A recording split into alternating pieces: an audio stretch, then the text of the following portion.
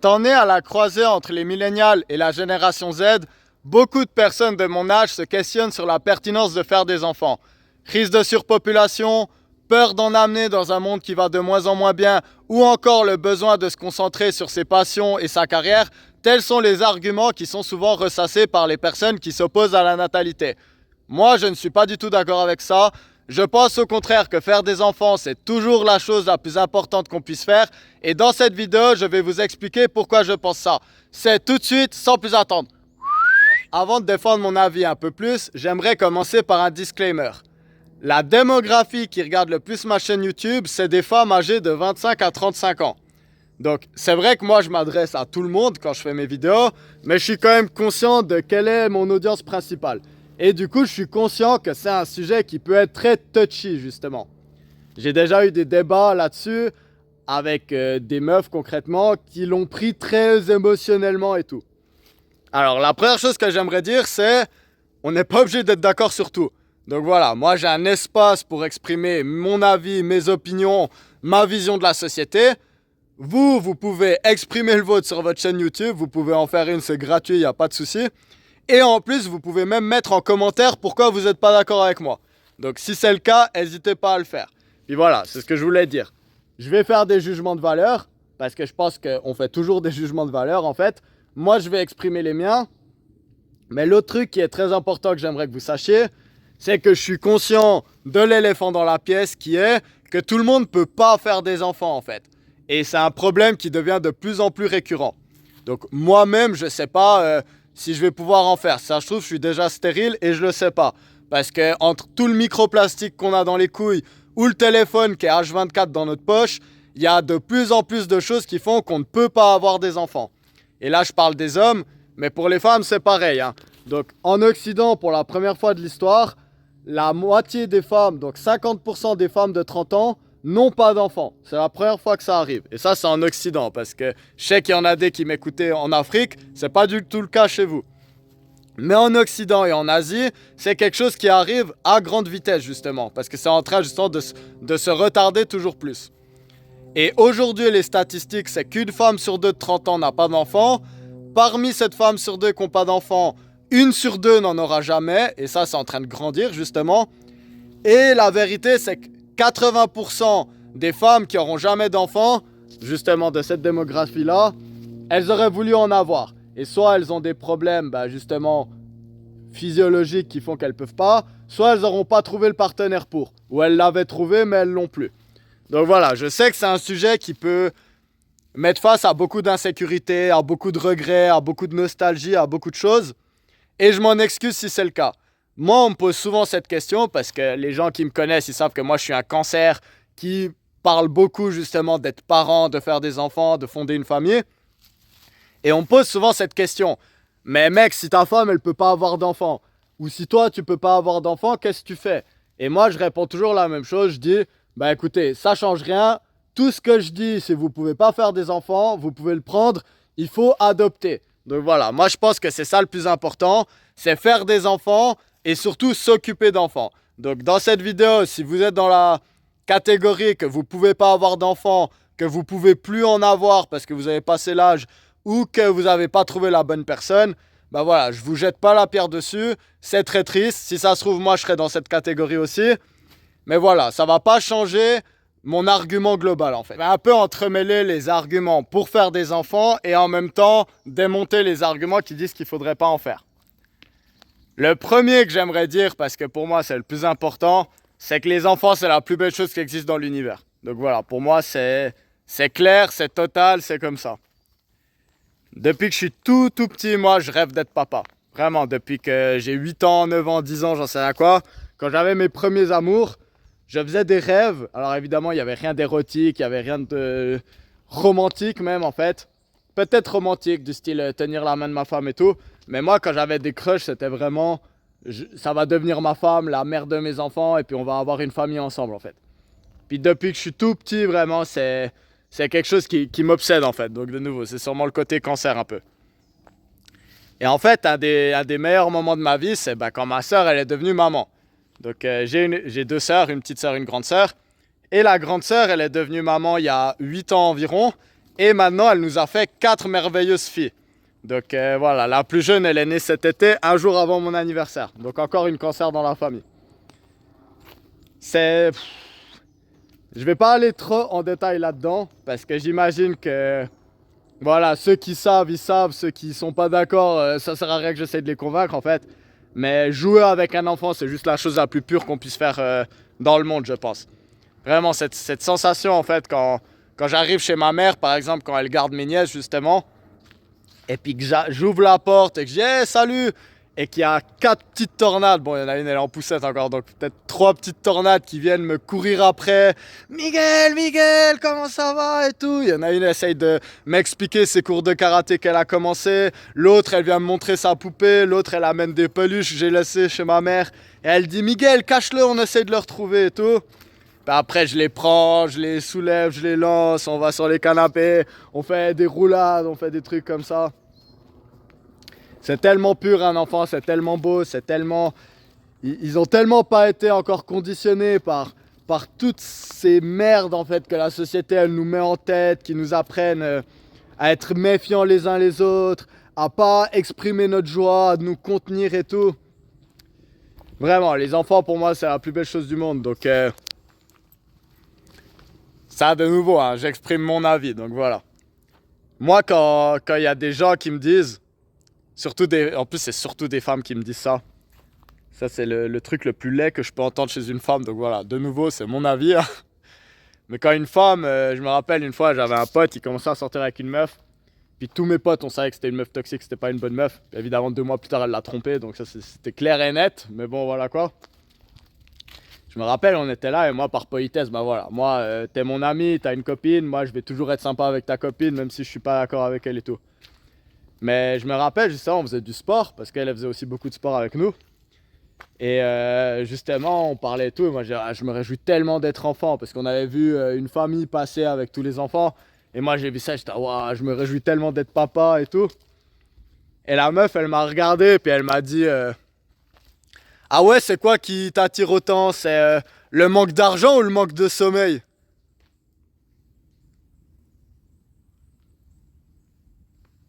Même là, juste en me rappelant, mais je suis sans mots en fait, je suis abasourdi. C'est triste parce qu'au fond, voilà, je vais pas suranalyser, je vais quand même le faire, mais voilà, c'est toujours ça, on dit qu'on va pas faire quelque chose et c'est ce qu'on fait juste après, mais on pourrait se demander psychologiquement, c'est quoi ce rejet de la maternité comme ça en fait, et puis pourquoi une meuf toxique comme ça, drogue, rock'n'roll, sexe et tout, elle peut autant justement détester un truc qui symbolise l'inverse de ça, donc la pureté. Voilà, on pourrait commencer à psychologiser ça à fond, mais wow, c'est tellement triste pour moi en fait de penser aux enfants et te dire ah ouais tu dors plus, t'as plus d'argent. Alors que genre moi justement quand je vois un enfant, mais je pense au moment le plus heureux de ma vie en fait. Donc voilà, de nouveau, chacun sa vie, chacun son chemin, chacun ses rêves, chacun son destin. Mais wow, moi pour moi s'il y a bien un énorme red flag, et de nouveau c'est personnel, mais voilà je suis arrivé à être en paix avec mon avis à moi. Pour moi, une meuf qui veut pas d'enfants et qui... C'est pas seulement qu'elle veut pas d'enfants, mais c'est qu'en plus elle associe les enfants à de la souffrance, du manque de sommeil, du manque d'argent, j'en sais rien quoi. Pour moi, c'est le plus gros red flag qu'on peut avoir. Encore plus qu'une meuf qui a OnlyFans ou j'en sais rien quoi. Pour moi, ça, c'est le plus gros red flag qu'on peut avoir. C'est une meuf qui veut pas d'enfants. C'est mon red flag personnel. Mais voilà, moi je comprends pas comment on peut voir les enfants et les associer à des trucs autant négatifs en fait. Donc voilà, raison pour avoir des enfants, c'est juste la plus belle chose de l'univers en fait. J'ai pas envie de caricaturer parce que je sais bien que toutes les personnes qui veulent pas avoir d'enfants, c'est pas parce qu'ils les détestent en fait. Hein. Donc bien au contraire. J'ai souvent eu des autres arguments qui sont revenus et un qui est vraiment récurrent, c'est celui qui dit oui, mais Miguel, je suis d'accord avec toi, les enfants, c'est magnifique. Moi aussi, je suis tonton tata, c'est aussi... j'adore mes neveux et mes nièces. Mais on peut pas amener... J'ai pas envie d'amener plus d'enfants dans un monde qui va de moins en moins bien, en fait. Je pense que c'est égoïste de faire ça. Alors voilà, je reconnais que c'est un argument plus sophistiqué que juste dire je déteste les enfants. Mais voilà, je suis pas d'accord avec ça non plus, en fait.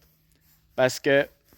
Si je prends ma vie comme exemple, et puis pas seulement la mienne, mais je pense que c'est quand même une grande tendance, et puis que c'est quelque chose qui était quand même largement connu avant, mais qu'on a tendance à oublier, c'est que qu'est-ce qui te fait vraiment devenir adulte?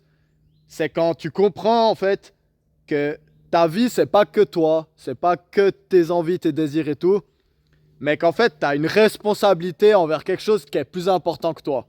Et souvent, la chose qui permet le plus aux gens de devenir des adultes, bah, c'est de devenir papa-maman en fait. Donc moi, je peux regarder par exemple un de mes meilleurs amis. Donc il est devenu père très jeune. Donc, dans nos standards de société actuelle, c'est très jeune, mais il y a même 50 ans, c'était la norme. Il avait quoi, 21 ans, 20 ans. C'était, voilà, no offense to you si tu regardes ça, mais c'était le plus gros gamin de mon groupe d'amis. Donc celui qui arrivait toujours en retard, qui foutait rien, qui avait des problèmes, qui allait tout le temps en soirée et tout. Il est devenu papa, en une année, c'est devenu le plus mature du groupe de très loin en fait. Hein. Qu'après, il a beaucoup gradé à l'armée, il a pris beaucoup de responsabilités, il a recommencé une formation, maintenant il a un super taf et tout. Il a refait des enfants, il a marié sa copine. Donc ça, moi je l'ai vu. Hein. Moi je l'ai vu comment justement ce gars, c'était le plus gros gamin du groupe, c'est devenu le premier adulte et puis le gars le plus mature en fait. Et je le vois dans ma vie à moi aussi, hein, parce que voilà, moi je vous fais plein de vidéos, j'ai l'air d'un gourou super intelligent qui connaît tous ces trucs moraux et tout, mais faut pas en penser. Alors les plus malins d'entre vous, ils le savent bien, que c'est souvent le cordonnier le moins bien chaussé, mais faut vraiment vous enlever de la tête l'idée que moi ma vie elle est en ordre, elle est carrée et tout. Hein. Moi ma vie c'est le gros bordel en fait. Mais ce que je peux vous assurer, c'est que avant que je sois tonton, c'était à des années-lumière de où j'en suis aujourd'hui.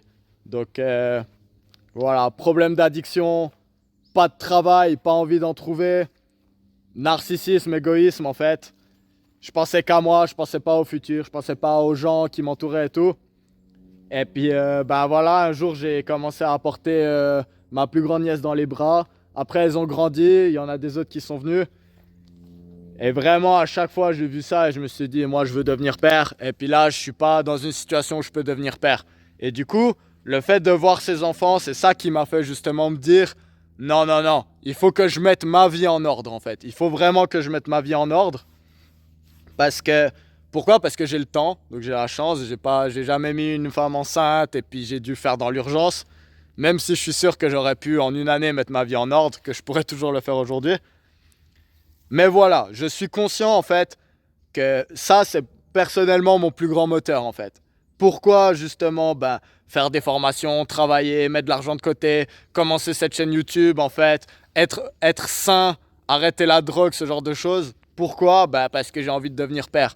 Puis que je sais que c'est toutes des choses qui en fait justement rendent la paternité beaucoup plus compliquée en fait. Et du coup, ça, c'est vrai d'un point de vue personnel. Et puis, comme souvent, ce qui est vrai d'un point de vue personnel est aussi vrai d'un point de vue sociétal, en fait. Qui c'est qui va le plus se soucier de l'avenir?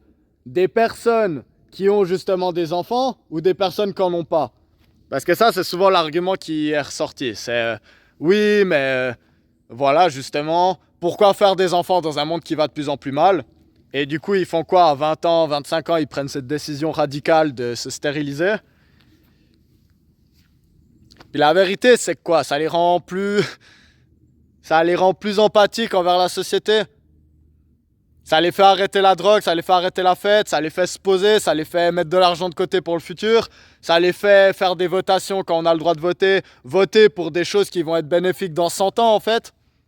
Ou est-ce qu'au contraire, ça les fait devenir plus égoïstes, continuer la drogue, faire les soirées, organiser des orgies, détruire leur corps en fait, parce que ils ont même pas cette envie de se dire ah, j'ai pas envie que mon fils il me voit malade ou j'en sais rien quoi.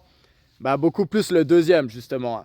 C'est quand je vois ces personnes-là, souvent c'est une excuse pour qu'eux-mêmes en fait ils mettent pas leur vie et la société en ordre. Donc souvent ils vont utiliser cet argument-là, qui est d'après moi une fausse empathie parce que justement au final leur conclusion c'est que le monde il va trop mal, du coup ils veulent pas y amener des enfants et ils font quoi? Ils font tout pour contribuer à ce que le monde il aille encore plus mal en fait. Donc voilà, ça c'est pourquoi je suis pas d'accord avec ça.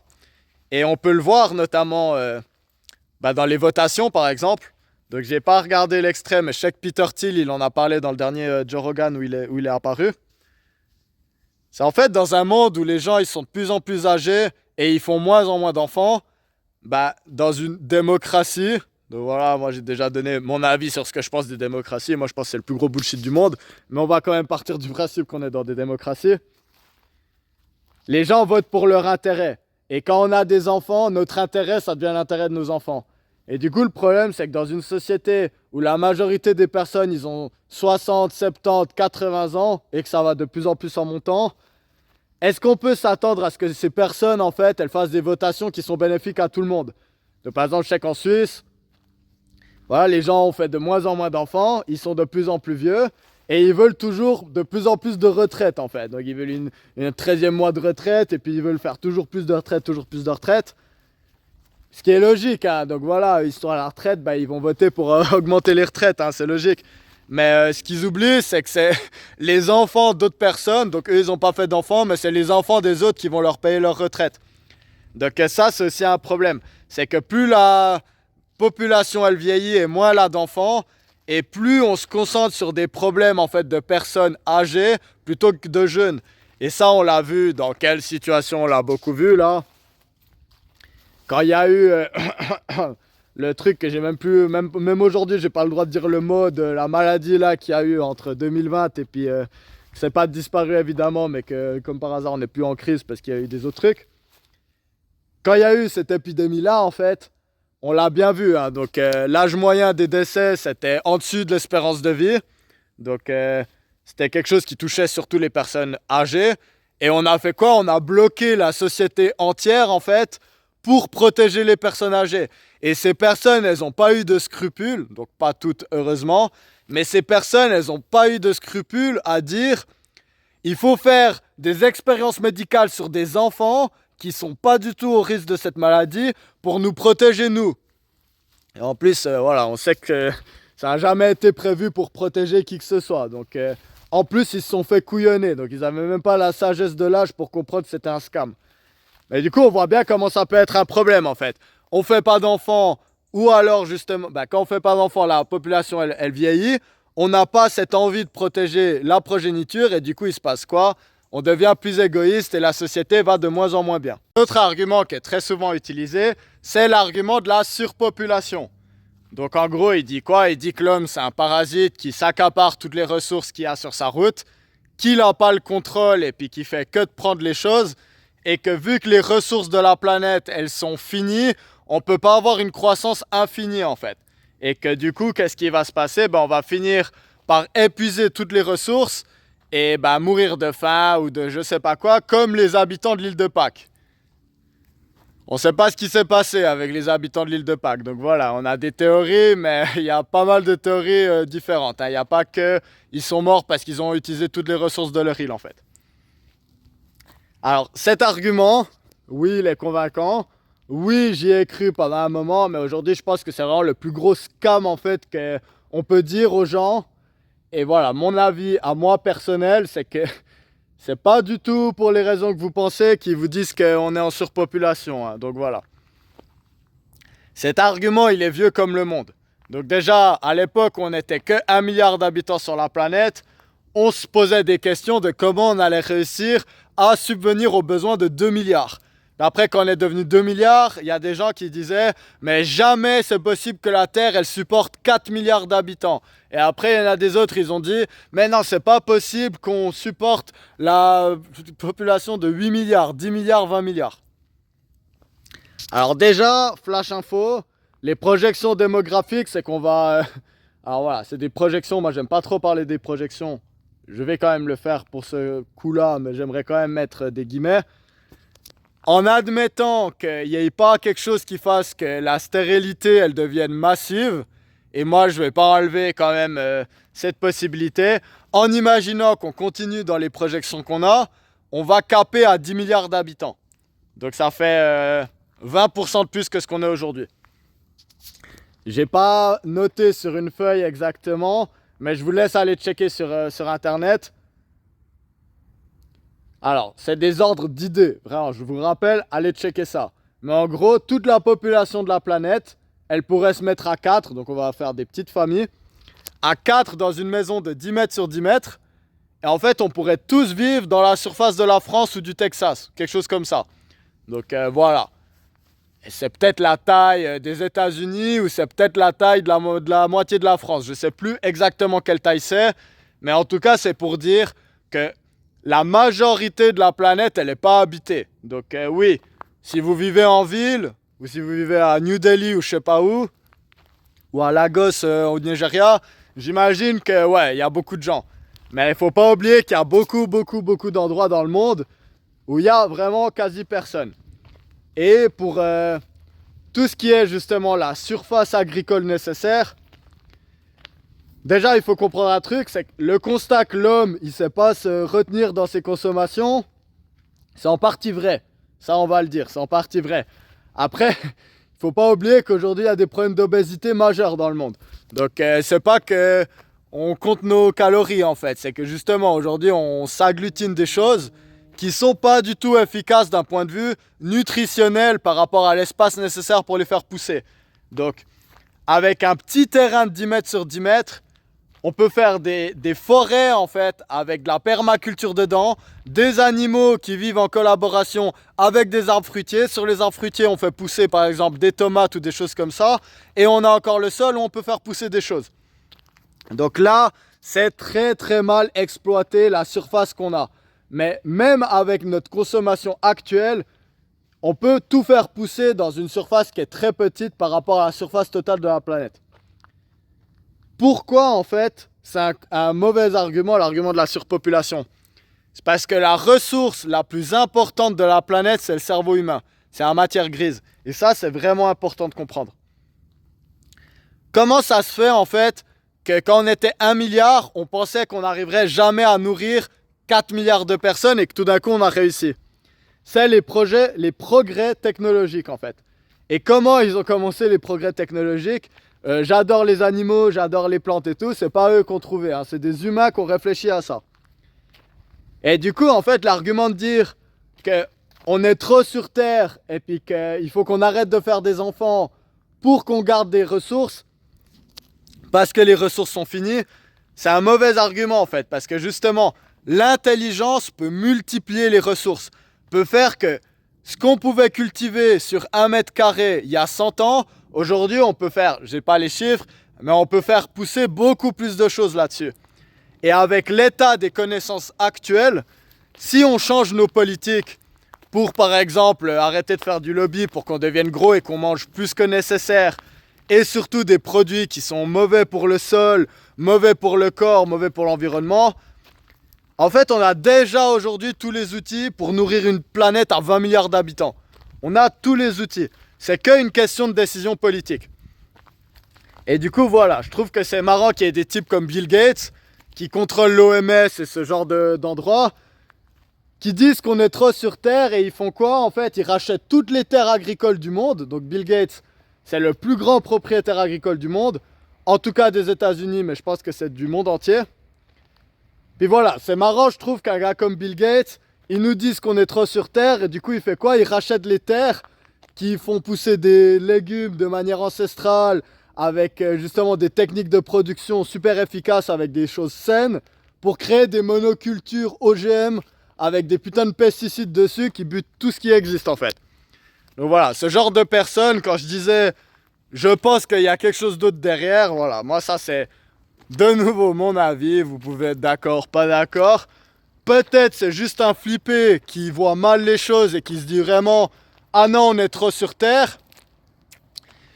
Moi voilà, j'ai des autres avis beaucoup plus sombres sur quelles sont ses motivations pour dire qu'on est trop sur Terre et faire des campagnes de vaccination générale et racheter les terrains agricoles et ce genre de choses. Donc voilà, je vais pas forcément les évoquer dans cette vidéo, mais si vous êtes un peu attentif à ce qui se passe, voilà, vous pouvez comprendre que ça a un rapport assez satanique en fait. Prochain argument dont j'aimerais parler, c'est l'argument féministe qui nous parle de l'émancipation des femmes. Donc comme créature autonome et pas seulement comme usine à pondre des bébés. Alors, voilà, ceux qui regardaient ma chaîne, vous savez ce que je pense du féminisme. Je pense que c'est quelque chose de détourné en fait, hein, donc clairement. Je pense que c'est bien beau pour votre patron capitaliste de dire aux femmes en fait que être maman c'est quelque chose d'oppressif, qu'il faut pas faire des enfants, faut pas être l'esclave de votre mari et lui faire des enfants. Et eux, ils vous disent ça, comme ça vous devenez l'esclave de votre entreprise en fait, et puis vous sacrifiez votre vie pour une entité qui en a vraiment rien à foutre de vous en fait. Donc voilà, d'après moi cet argument, c'est un argument toxique. Alors il y a quelque chose de vrai, donc voilà, moi je veux pas dire qu'il n'y a pas des endroits dans le monde où encore aujourd'hui on va prendre une fille de 12 ans, on va la marier à un vieux dégueulasse de 40 ans et puis la fille elle va être obligée de lui faire 10 gamins.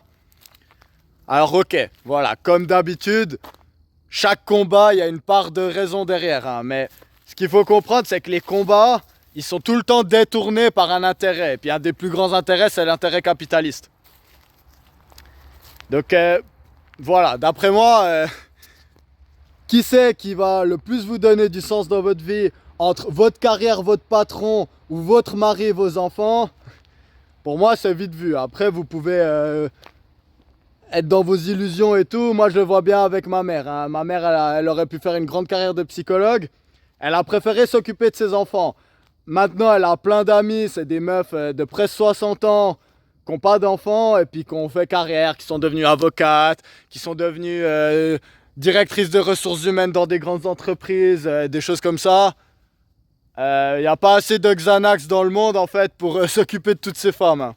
Donc c'est pas vrai, il y a bien assez de Xanax pour tout le monde, mais voilà, vous m'aurez compris, hein. Donc c'est vraiment... elles vont pas bien ces femmes, elles vont vraiment pas bien. Donc de nouveau, voilà, il y aura toujours... Je sais que ça peut être blessant, je sais que vous êtes peut-être une femme de 45 ans, vous n'avez pas fait d'enfant, et vous vous dites non, non, mais moi je suis très content dans ma carrière, je suis très content d'avoir fait ça et tout. Alors très bien, je reconnais les exceptions, mais je vais aussi être franc avec vous, je pense que c'est souvent du bullshit. Je pense que souvent c'est essayer de justifier ses mauvais choix, essayer de pas accepter que vous vous êtes fait scammer en fait, de peut-être aussi réduire la culpabilité quand vous aviez un homme qui aurait pu vous marier, vous faire des enfants et que vous avez décidé de pas le faire. Peut-être que vous aviez un enfant qui était en train de grandir en vous et que vous avez décidé de vous en débarrasser. Voilà, le sujet d'une autre vidéo aussi parce que j'ai un avis assez tranché là-dessus. Voilà, peut-être ça va vous paraître offensant que je le dise, mais voilà, c'est quand même quelque chose que je pense. Je pense que j'ai jamais rencontré une femme qui a pas fait d'enfant et que je la vois épanouie à 60 ans. Alors, on me dit que ça existe, on me le dit tout le temps, mais oui, mais moi, j'ai un exemple, blablabla. Ok, c'est bien, vous avez vos exemples. Sûrement, ça existe, mais moi, je le vois pas. Moi, je vois surtout des personnes tristes qui essayent de se justifier. Et de nouveau, je vous parle pas de la personne qui a essayé, qui a pas réussi. Donc voilà, ça c'est triste, hein. Moi je le dis pas. Et je dis pas que cette personne, elle peut pas avoir quelque chose en fait pour se dire ah oui, mais je peux quand même utiliser mon instinct maternel ailleurs. Ou je peux quand même être épanoui. Donc j'ai eu une prof par exemple c'était vraiment une maman gâteau. Elle a pas eu d'enfants, mais toute sa classe c'était ses enfants. Mais voilà, elle je pense que c'était pas un choix de pas avoir fait des enfants. Et de nouveau, si c'est pas votre choix, j'ai pas envie de vous jeter la pierre. Mais ce que je pense en tout cas, c'est que c'est assez maléfique en fait, de faire croire à toute une génération de femmes qu'elle peut faire quelque chose qui aura plus de sens que de fonder une famille en fait. Et qu'il faut retarder le fait de faire des enfants pour pouvoir se concentrer sur ses études, sa famille et tout. Moi, ce que je pense vraiment, donc voilà, de nouveau, c'est mon avis. Je pense que voilà, les hommes, on a une dizaine d'années de plus pour pouvoir s'en mettre sa vie en ordre et tout.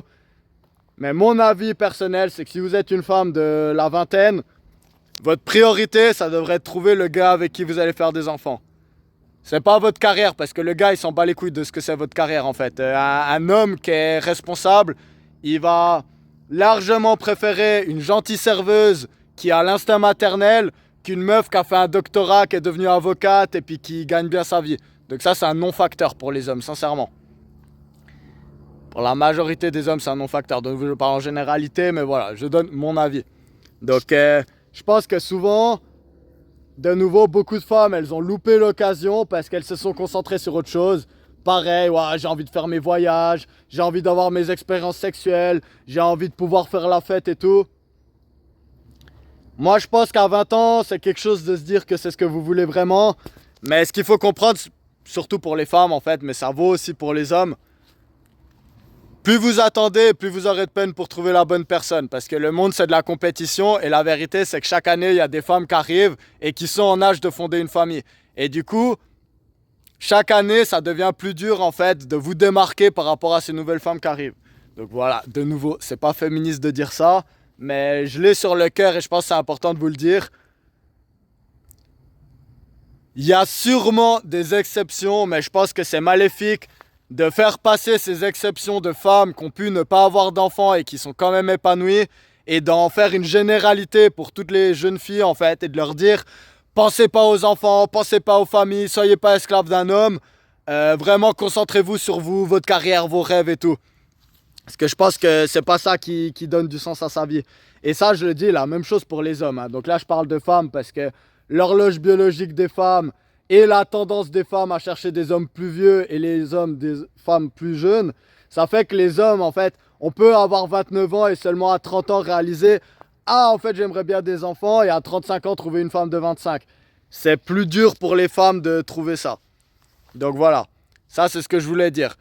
Oui, il y a des autres manières d'avoir du sens dans sa vie qui ne sont pas des enfants, mais je pense que ce qu'on devrait dire aux jeunes, c'est non, vous avez 20 ans, c'est maintenant qu'il faut commencer à penser long terme, penser enfant en fait, et puis penser qu'est-ce que vous allez faire quand vous serez à la retraite, quand vous aurez pris votre drogue, fait vos voyages, vous faire tourner par des gars de toute la planète. À 60 ans, vous serez content avec ça? Ou est-ce que vous pensez pas que vous serez plus content quand vous serez quelqu'un comme ma mère, qui a 3 enfants et que les 3 enfants ils vont faire des enfants, qui ont des nièces, des neveux, qui vont faire des cousins, des beaux-fils et tout?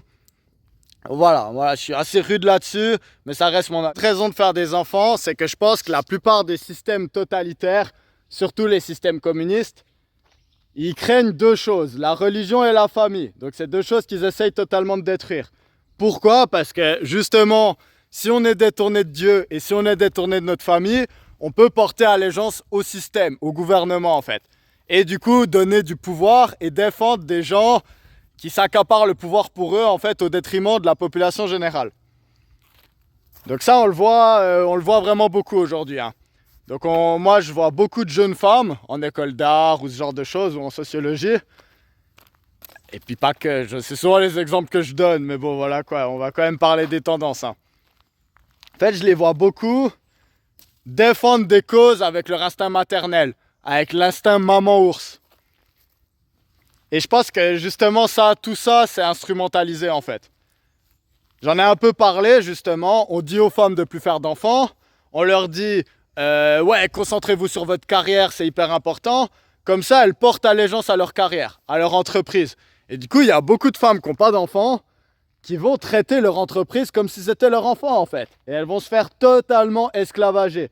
Donc moi, je pense que les femmes, elles ont souvent ce problème de résilience qui fait que, vu qu'elles ont leur biologie qui a été adaptée pour s'occuper de petits-enfants en fait qui sont totalement vulnérables, bah, l'enfant il pleure, il faut lui donner à manger, il faut lui changer sa couche, il faut l'enlever du soleil s'il a trop chaud, il faut lui mettre une couverture s'il a trop froid. Quand on a un enfant en bas âge, on devient son esclave en fait. Et c'est très beau quand c'est un enfant qui va grandir, qui va apporter un potentiel et qui un jour peut-être vous serez âgé et c'est cet enfant qui va s'occuper de vous. Mais quand vous faites ça avec votre entreprise, quand on n'a rien à foutre de vous, bah c'est juste un peu triste en fait.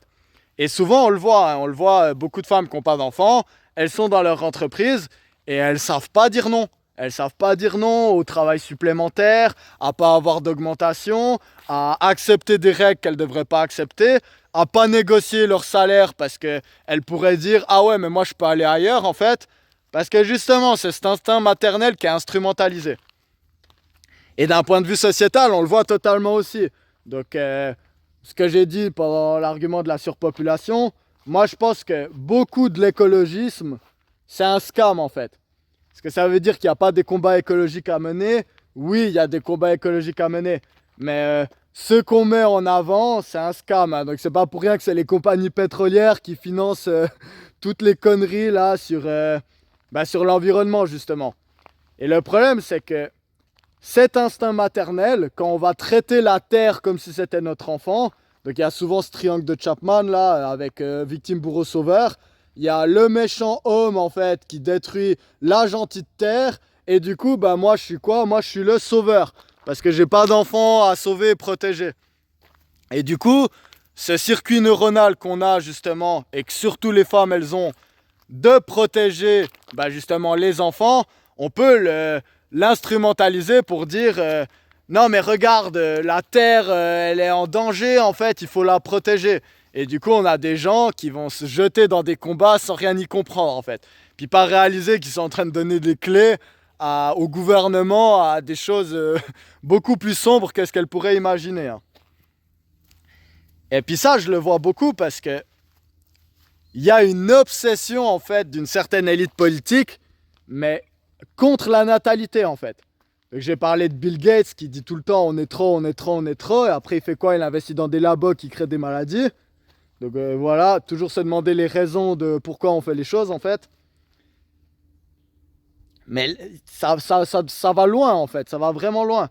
Si on regarde par exemple là, il y a le DNC, donc le Comité national démocratique aux États-Unis, donc le comité en fait du Parti démocrate.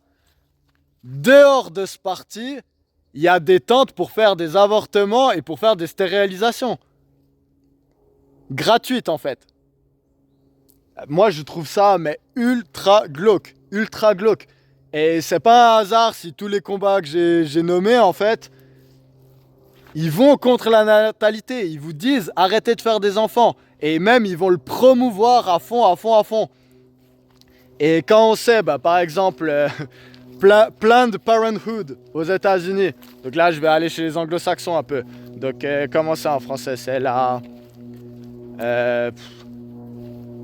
Être parent de manière planifiée, en fait. Donc, ça, c'est leur nom. Mais en fait, c'est quoi? C'est un groupe qui a été inventé par une femme totalement eugéniste, raciste, qui détestait les Noirs. Et en fait, elle a dit on va donner des contraceptions qui stérilisent et qui détruisent la santé des gens aux familles noires. On va leur mettre tout plein de centres où ils peuvent en fait avorter leurs enfants. Et ça, c'était un but pour que les Noirs ils arrêtent de se reproduire. Hein. Donc, c'était pas pour sauver les féministes, j'en sais rien quoi. C'est vraiment à viser raciste. Et ça, on l'a étendu aujourd'hui à toutes les catégories pauvres. Donc voilà, de nouveau, vous pouvez être d'accord, vous pouvez ne pas être d'accord. Vous pouvez vous dire que ce qu'ils cherchent, c'est émanciper et tout.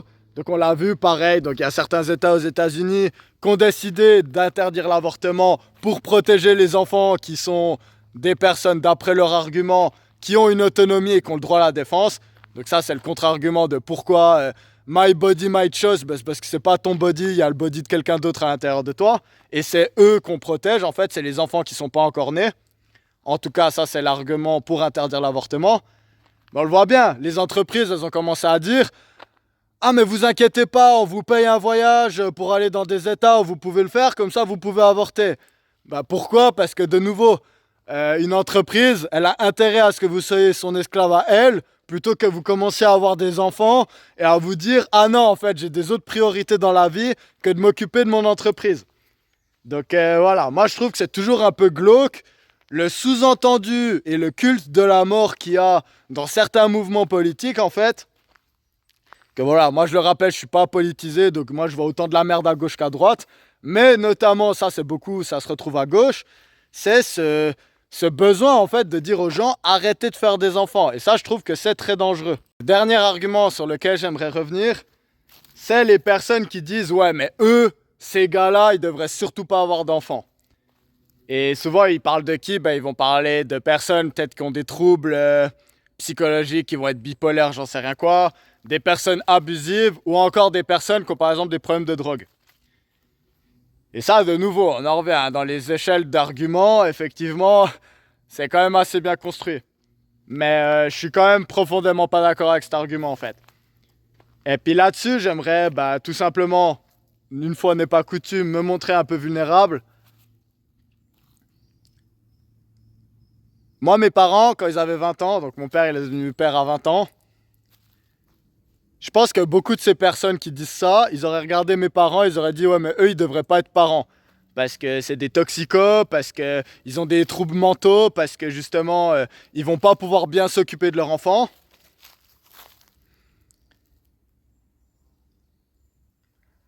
Et moi, ce que j'aimerais vous dire, c'est vous sous-entendez quoi, que j'aurais pas dû naître?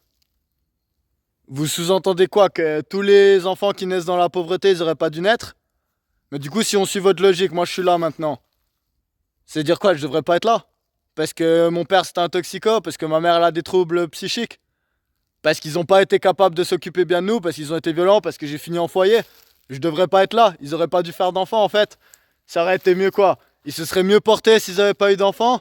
Ou au contraire, je sens, c'est faire des enfants qu'on fait, qu'ils ont pu quand même faire de leur mieux, et puis faire en sorte de quand même avoir des enfants bien, malgré les difficultés, et que malgré tout, on les aime quand même en fait. Malgré tous les traumas qu'il y a eu dans, par exemple, mon enfance ou comme ça. Et ça, je pense que c'est un argument, c'est vraiment chaud en fait. C'est vraiment chaud. Pareil que l'argument de la surpopulation. Ouais, on est trop sur Terre. Bah c'est genre, pourquoi tu pars pas alors? Ah bah tu pars pas parce qu'il y a quelque chose en toi qui fait que t'as envie de tenir à la vie. Bah voilà, alors ferme ta gueule. Dis pas qu'on est trop sur Terre si toi t'as pas envie de partir en premier pour montrer l'exemple. Puis là, j'ai envie de dire la même chose du coup pour l'argument des gens pas responsables pour faire des enfants. Est-ce que j'aurais préféré que mes parents, ils aient une superbe situation et puis qu'il n'y ait pas de problème et qu'ils soient super responsables et tout? Mais même ça, j'ai envie de vous dire non, parce que j'ai déjà souvent dit, moi je suis content d'avoir eu la vie que j'ai eue, parce que voilà, je pourrais pas vous faire cette chaîne YouTube si j'étais né avec une cuillère en or dans la bouche, ou en argent, ou en bronze, je sais même plus ce que c'est le métal qu'on dit dans cette expression. Mais en tout cas, ce que je sais, c'est que moi je préfère être là plutôt que pas être là. Et puis que toutes les personnes que je connais, même les personnes qui sont nées avec des rapports incestueux de leurs parents, dans des situations horribles, qui vous êtes pour dire qu'ils devraient pas être là? Qui vous êtes pour dire que ces gens, ils auraient pas, ça aurait été mieux qu'ils soient pas là en fait? Puis du coup, ça rejoint l'argument de faire des enfants dans un monde qui va de moins en moins bien. Écoutez, vous pouvez vous dire, le monde il va de moins en moins bien, moi j'abandonne. Comme ça, je peux continuer de me droguer, puis de faire la fête, et puis de me faire tourner par tout le monde, parce que maintenant, en plus, j'ai même plus besoin de mettre de capote, parce que je me suis ligaturé les trompes ou je me suis stérilisé. Faites ce que vous voulez. Mais enlevez pas le potentiel aux enfants de naître, surmonter leurs problèmes et rendre le monde meilleur. Ce que vous, apparemment, vous n'avez pas envie de faire. Donc voilà, ça c'est un coup de gueule assez émotionnel, mais je devais quand même le dire. Souvent, on réalise pas la portée des choses en fait quand on le dit. Puis je sais que les gens qui disent ça, ils me disent pas genre toi t'aurais pas dû exister. Mais moi, avec des parents qui étaient d'une certaine vision, pas assez responsables pour avoir des enfants quand ils l'ont fait, je leur remercie quand même de m'avoir eu, d'avoir eu mes sœurs en fait, et puis qu'on existe. Et qu'ils aient fait, malgré leurs difficultés, le mieux pour qu'on puisse justement continuer à vivre et devenir des adultes aujourd'hui. Donc voilà, ça c'était le dernier argument que je voulais donner dans cette vidéo. Voilà, ça sera tout pour la vidéo. Faut-il encore faire des enfants en 2024? J'espère que j'aurai été clair dans mes arguments et que j'aurai bien défendu ma position. Donc voilà, je suis conscient, tout le monde ne va pas faire des enfants. Il y a aussi des personnes qui vont finir dans un monastère à prier pour le reste de la planète. Il y a des autres personnes, elles vont devenir médecins sans frontières et s'occuper d'enfants malades partout dans le monde. Donc il y a des autres manières d'avoir du sens dans sa vie que de faire des enfants. Mais je pense quand même que c'est important pour la majorité des personnes et surtout pour les personnes jeunes, de parler de cette importance-là, de dire que on a l'instinct paternel ou maternel et que surtout si on l'a, c'est très important de le faire quand même, de ne pas écouter ces voix qui nous disent que non, c'est égoïste de faire des enfants. Celui-là, j'ai vraiment de la peine. Souvent, les gens qui disent c'est égoïste de faire des enfants, c'est les personnes les plus égoïstes que je connais. Mais du coup, voilà. Je pense que c'est important de donner une autre voix dans la société que celle qui dit que voilà, non, concentrez-vous sur vous. Je pense qu'il y a quelque chose de plus important que vous. Je pense que laisser une trace dans la planète en faisant une descendance, c'est plus important que de vivre sa vie pour le plaisir. Parce que je pense que le but de la vie, c'est pas d'être heureux, mais c'est de donner du sens à la vie. Et faire des enfants, ça donne du sens aux souffrances et aux sacrifices qu'on a besoin de faire. Puis voilà, faire la fête, les voyages, tout ça, vite fait, on fait le tour, hein. Donc c'est comme ça. J'espère en tout cas que cette vidéo, elle vous aura plu. Que si vous êtes d'accord, vous mettez un commentaire pour expliquer en quoi cette question elle a impacté votre vie. Que si vous n'êtes pas d'accord, vous mettez un commentaire pour expliquer pourquoi vous n'êtes pas d'accord. Moi, je me réjouis de vous retrouver tout bientôt pour des nouveaux sujets de discussion. D'ici là, je vous souhaite tout le bonheur du monde et surtout, je vous souhaite de penser long terme parce que c'est important. De 0 à 40 ans, on a vécu la première moitié de sa vie, mais après, il y a de 40 à 80 à vivre encore. Et ça, c'est une autre histoire si vous n'avez pas investi dans des enfants. Je me réjouis en tout cas de vous retrouver tout bientôt et je vous fais des bisous. Allez, bye bye!